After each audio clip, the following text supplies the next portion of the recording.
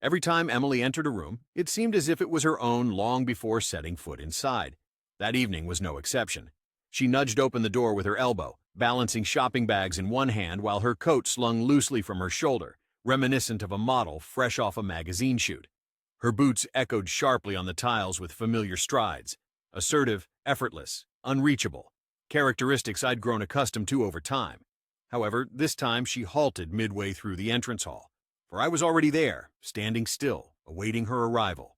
She didn't inquire about the darkened living room or why her text messages had gone unanswered, nor did she comment on the untouched note I'd left on the hallway table, the one she hadn't even noticed yet.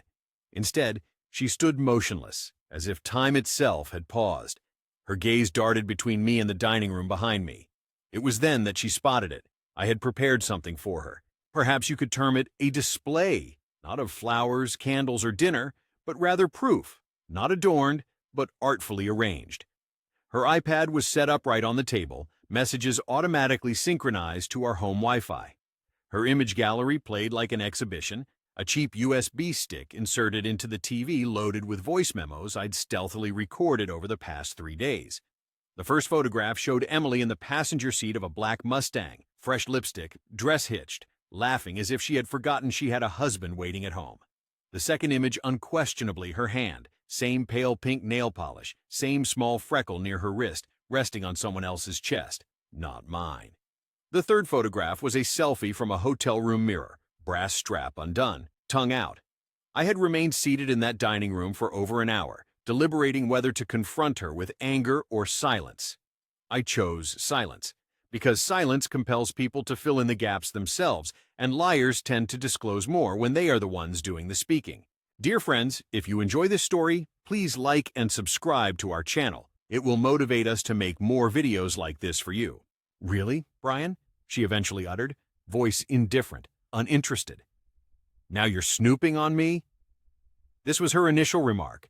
Not denial, not guilt, not remorse, just exasperation. She discarded the grocery bags as if it were my fault they hit the floor, then folded her arms with that self-assured look she used when she knew she could outspeak, outmaneuver, or outlast me. But this time, I didn't intend to argue. I wasn't even going to justify. You didn't need to search, she said next. If you were that craving excitement, you should have spoken up. You don't exactly make it difficult to look elsewhere. There it was, the change, from defense to counterattack. That subtle, serpentine shift she excelled at. I had just uncovered a digital timeline of her infidelity, and she still managed to cast herself as the victim of my mundane, beige lifestyle. Emily wasn't ashamed. She wasn't afraid. She was inconvenienced. And that told me all I needed to know. You expect a grand apology from me, yet you assume I'd weep and beg for forgiveness, she persisted, waving her hand dismissively towards the screen. You think I'll grovel at your feet? Brian, come on, I'm not the one who's been in denial for the past 6 months. I remained still. She paced around. You assumed I'd stay put, she stated, accompanied by a derisive snort, always so confident, as if I didn't have alternatives, as if I should be grateful for returning to leftovers and your silent criticisms every night. Her voice was laced with venom now, not affection, not regret. You chose this version of us, she retorted angrily. I've merely stopped feigning contentment. I looked at her then, truly observed, and discovered I didn't know the woman standing before me, not just due to what she had done, but because it was so effortless for her to rationalize it. And that was when I felt it. Not anger, not sorrow, a more subtle emotion, a weightier one, a kind of grief that did not wail, the type that merely settles. This wasn't an error, not a misjudgment, but a reflection of who she had evolved into, or perhaps who she had been all along. The turn now was mine. She continued talking, not because she had fresh insights, but due to discomfort in silence. Emily never prospered in stillness. It meant introspection and confronting the destruction she left behind. So she filled the room with noise. Do you think this turns you into a victim? She asked, now pacing by the fridge, arms crossed, blatantly overlooking the gravity of what had been unveiled.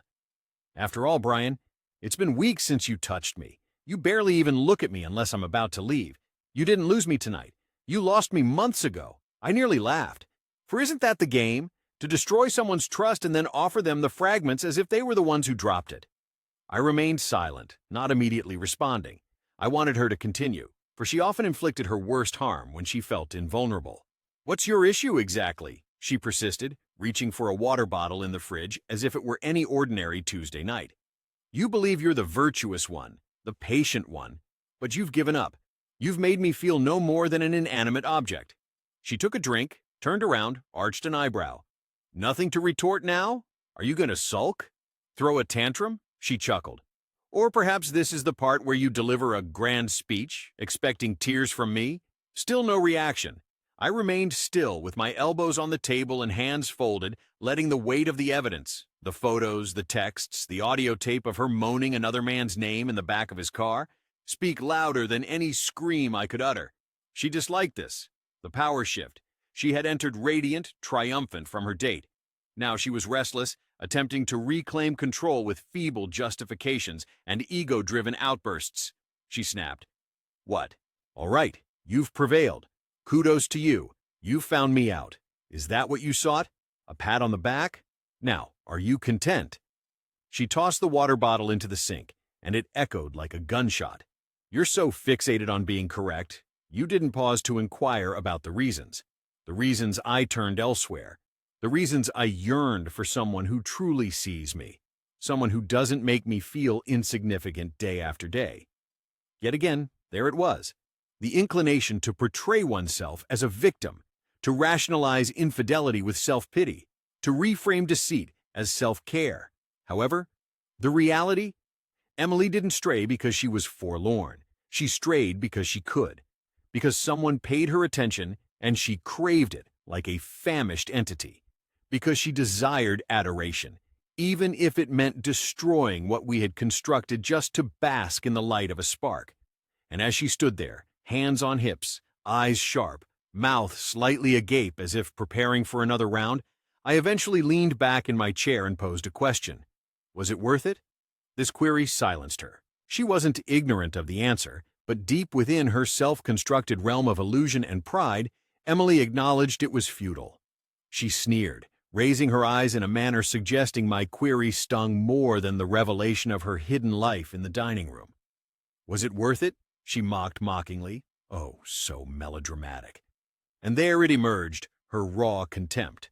No longer pretending or attempting to soften it, no insincere tears, no feigned remorse. Just a woman who believed herself as the lead in a tale where she was owed more. Any collateral damage was merely scenery. I rose slowly. Emily twitched slightly, taking a half-step back, as if her body recalled something her ego had forgotten. There were consequences to all this. Yet I did not approach her. Instead, I strode toward the television and played one of Jason's voice clips. His voice, crystal clear. "Your husband has no idea, right, Emily? Laugh it off, please."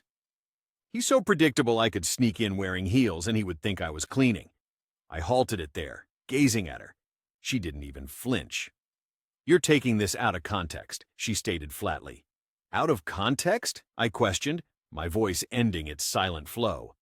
"Out of context, Emily? What situation makes that acceptable?" She avoided eye contact. For a moment I thought she might crumble, reveal a hint of remorse. Instead, she strode towards the kitchen, grumbling softly as if I was the one who had let her down. "I'm not dealing with you like this," she said, opening a drawer, rummaging through as if seeking a utensil. "You're not some wronged St. Brian. You're just a man who realized too late. Inside me something fractured, not a loud, shattering kind of break, but the final snap of an overused string. That string, the last delicate bond that kept me believing there was still an Emily worth holding on, finally gave way." "How long have you been seeing him?" I inquired. She slowly turned, her demeanor once more unyielding. 3 months, she replied. However, that was a falsehood. I could see it in the messages dating back to almost 8 months prior. Voice notes, emails, even a hotel reservation confirmation from a random Tuesday in February claiming a training seminar in Denver. I chose not to correct her. Instead, I sought to hear more. Before that, I probed, her brows arched questioningly. Before Jason? Before this? Was there someone else? A pause ensued. For the first time that evening, she hesitated. Her lips slightly parted, a telltale sign of deliberation between continuing the deception or simply ceasing it altogether. "No," she said. "Another falsehood." I acknowledged her response not because I believed her, but rather because I no longer cared. I walked past her, composed and intentional, picked up her purse and placed it on the table. "Go stay with him tonight," I instructed, which extinguished the room's tension. She stared at me as if I had struck her. "Pardon me, you heard me. You aren't leaving." I merely grinned, as it was an automatic response then. "You no longer reside here, Emily." The facade shattered. For the first time since she entered that door with a glow from your date, she seemed disconcerted. She tried to speak, paused, advanced, then halted again. I could discern the mental calculations churning behind her eyes, the understanding that I wasn't merely enraged. I was done. "Are you serious?" "Dead." She rapidly blinked, lifting her chin as if attempting to regain control. She attempted one last tactic, but she had none left this time. However, this time she had no more cards to play. She slowly gathered her purse, turned towards the exit, and just before stepping out, she said it. The final blow, the one she thought would hurt the most. "You'll come to regret this." I almost thanked her for it, as in that moment I recognized the only thing I regretted was not seeing you clearly sooner. The door clicked softly and definitively behind her. The termination wasn't stormy. It was quiet and conclusive, akin to a book being abruptly shut in mid-sentence. I remained motionless for an extended period following her departure. The house, which had been somewhat subdued lately, now seemed devoid of breath, as if the walls themselves were holding theirs. Her jacket lingered on the chair, her mug remained on the counter.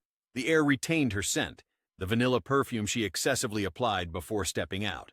Yet it already felt like she no longer inhabited this space. I resumed my seat, took a lukewarm sip of the wine, and gazed at the iPad still lying untouched on the table. A part of me contemplated hurling it against the wall, while another compulsively scrolled through its screen.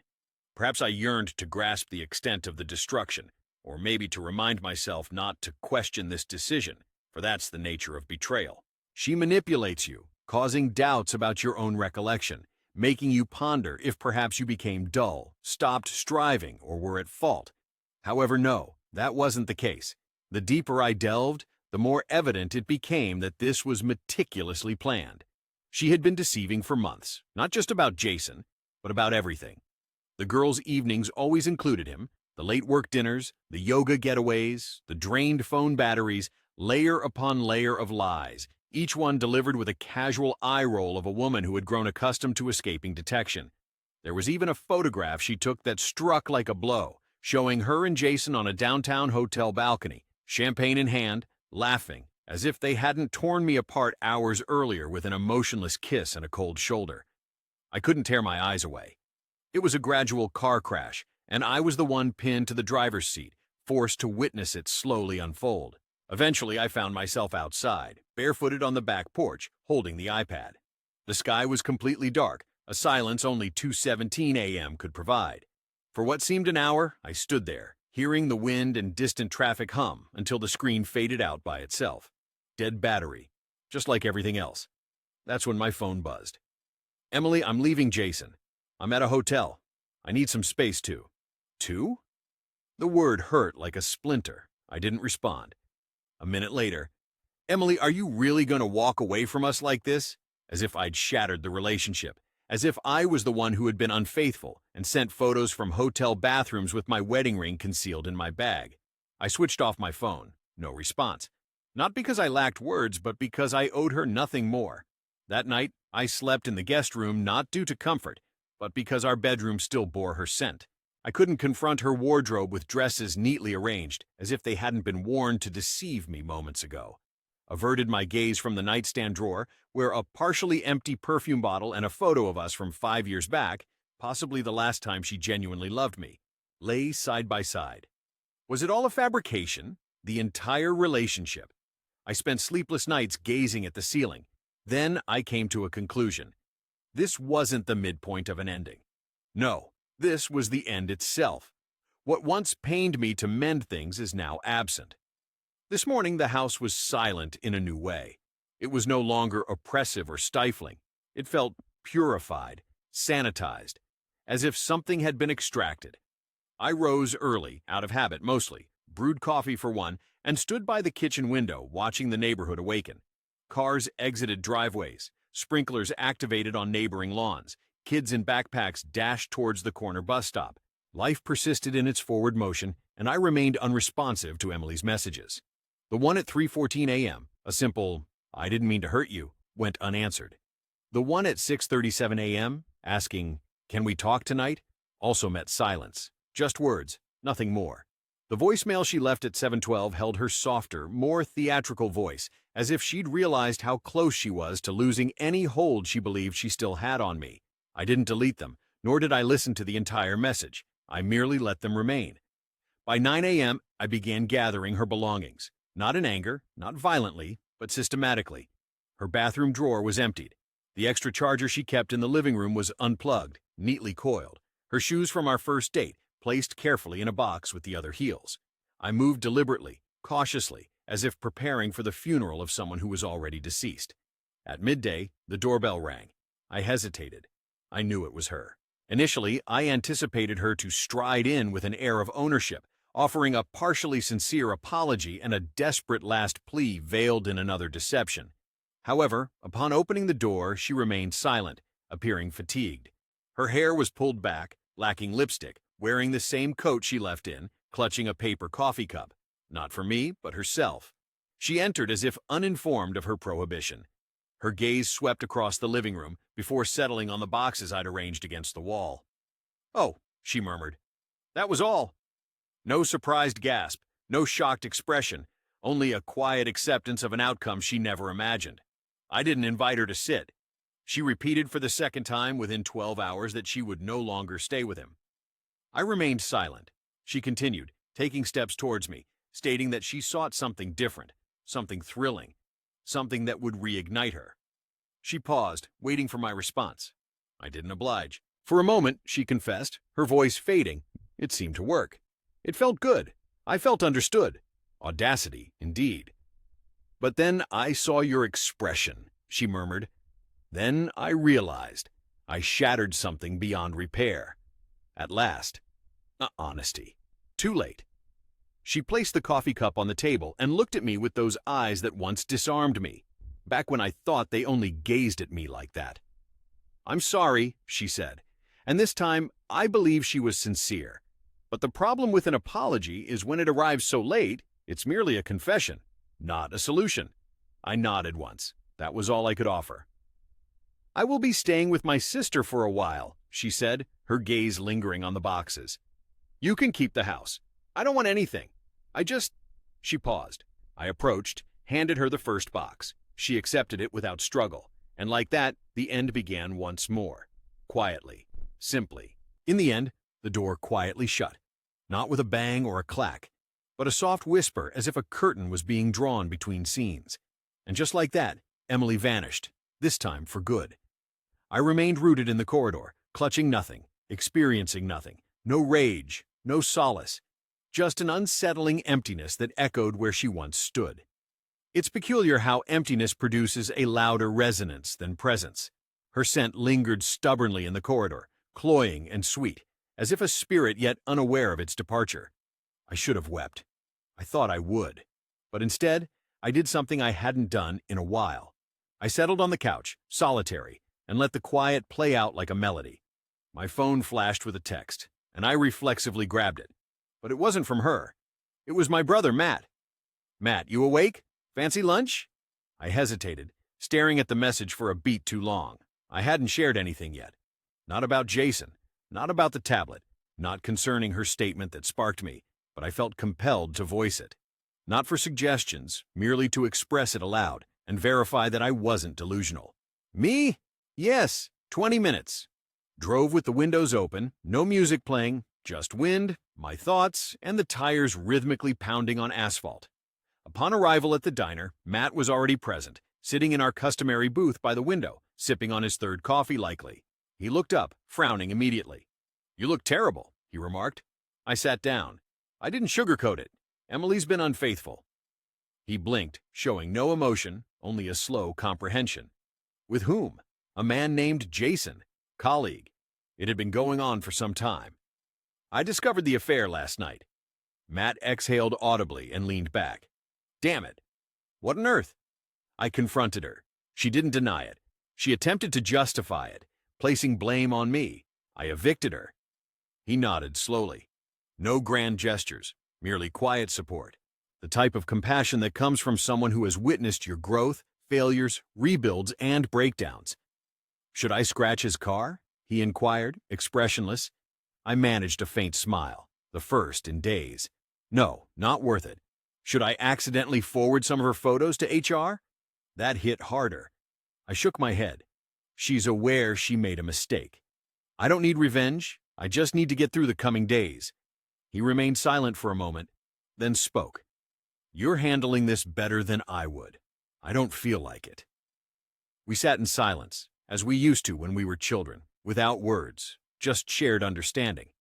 Then he said something unexpected. I never cared for her. She always regarded you as a safety net, not a partner. I made no response, for his statement rang true. Back at home, the house felt altered, not improved, not worsened, just mine once more. I relocated her boxes to the garage, discarded the wine glass she left behind, changed the bedsheets. I removed the framed photos, not out of malice, but to forget that past version of us. That evening, I settled on the couch and revisited old home videos.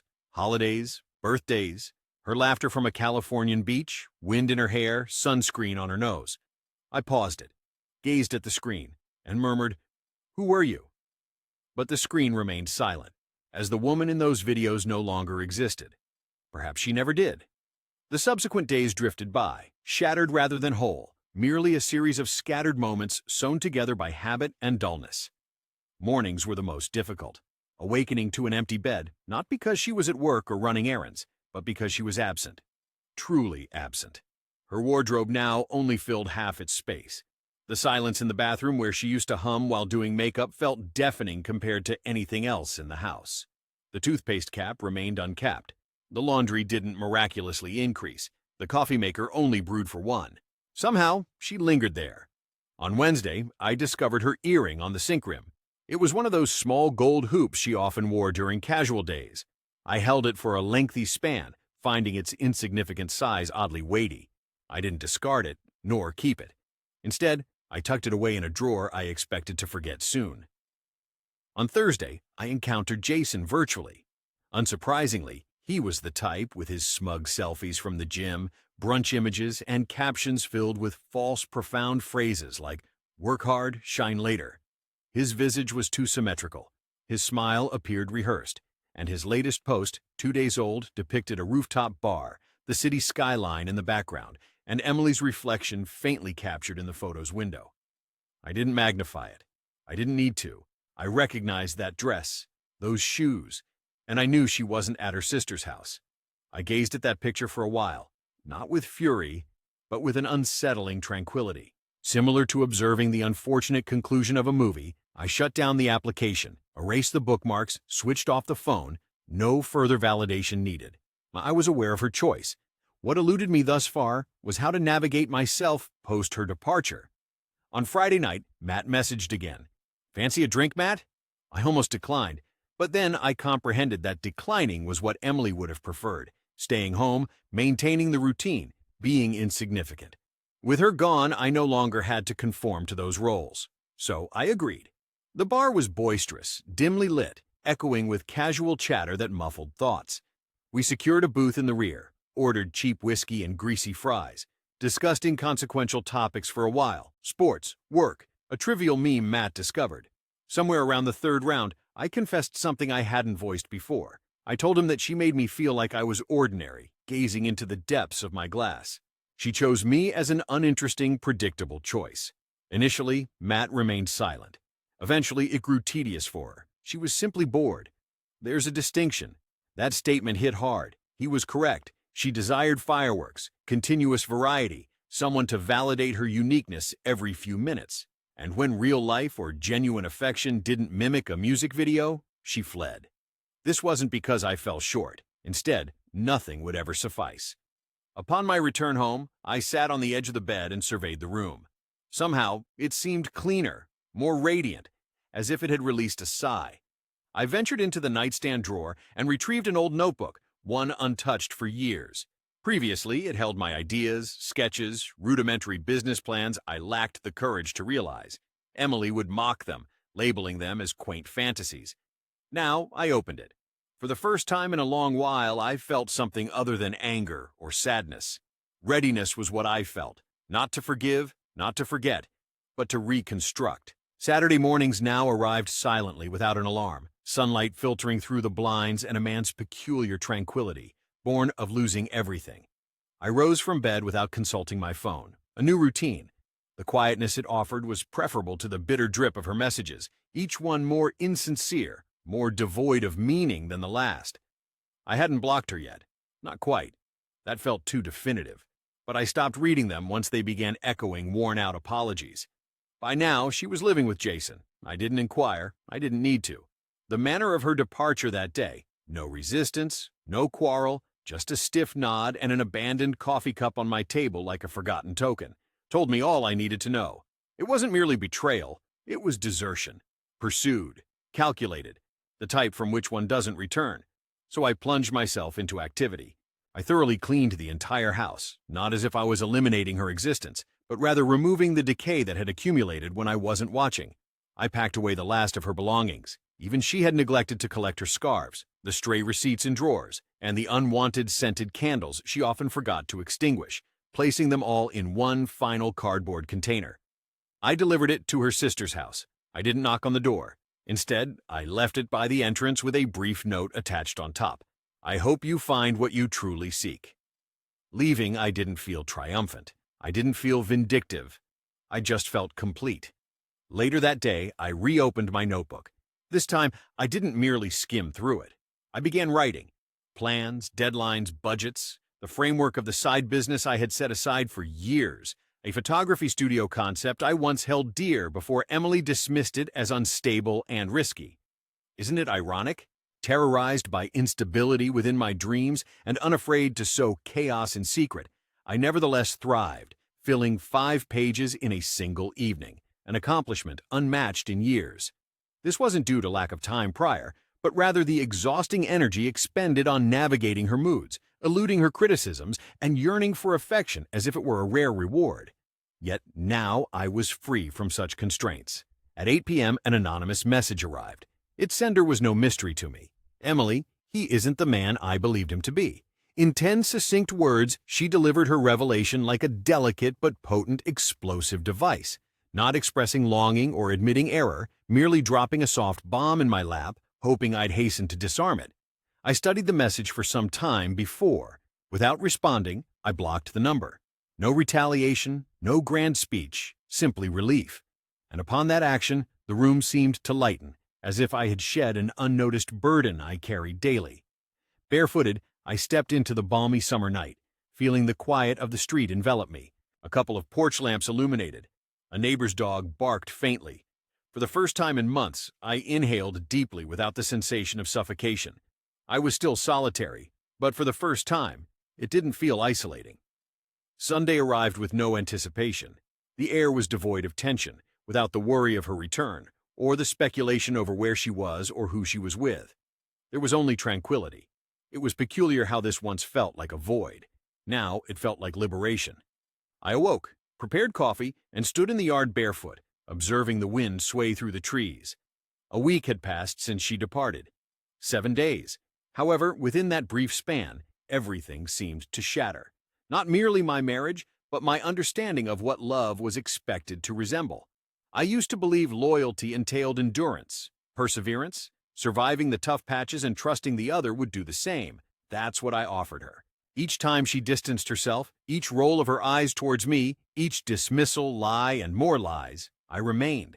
I convinced myself this was part of the agreement. However, I was dealing with a woman who viewed commitment as a restraint, not a pledge. She sought not a companion, but a reflection, someone to mirror her preferred self-image. Once I ceased to fulfill that role, she found another who would. That was Jason. I hadn't heard from her since I blocked her number. Yet, I knew what was impending. Because individuals like Emily don't conclude chapters, they leave bookmarks. True to form that evening, an email appeared in my inbox. Subject line, I need you to hear me. I hesitated before opening it. It read, Brian, I understand you've blocked me. I acknowledge the justification for it. But I'm writing because I want you to grasp I didn't intend for this to transpire. Jason isn't who I believed him to be. He's aloof, remote. All I can think about is what I left behind. You've consistently been steady, compassionate, secure, traits I underestimated until this moment. I apologize. My apology is inadequate, yet it was necessary. I needed to express my feelings. If you ever feel the need to converse, I'm available. What I received was predictable. Regret devoid of responsibility, remorse without transformation. I didn't respond, not even when reading it a second time, because this wasn't about her anymore. It was about me and my decisions, not in defiance of her deceit, but because of it. That night, I cleared out our last shared drawer at home, the one filled with mementos from the past, tickets to movies, anniversary cards, a photograph taken at Coney Island with your handwriting on the back. Forever, okay? I destroyed it all, not out of bitterness, but to eliminate any fragments of falsehoods that could linger in the corners of my new existence. I watched as the flames curled the edges of your words and the ashes rose like celebratory confetti from an unwanted gathering. Afterward, I found myself solitary in the yard, pockets filled with hands, heart wounds still tender yet pulsing powerfully. She opted for another. Consequently, I opted for something superior. The subsequent days traversed divergently, neither quicker nor slower, merely more crystalline, more incisive, as if I was treading the same paths with fresh perception.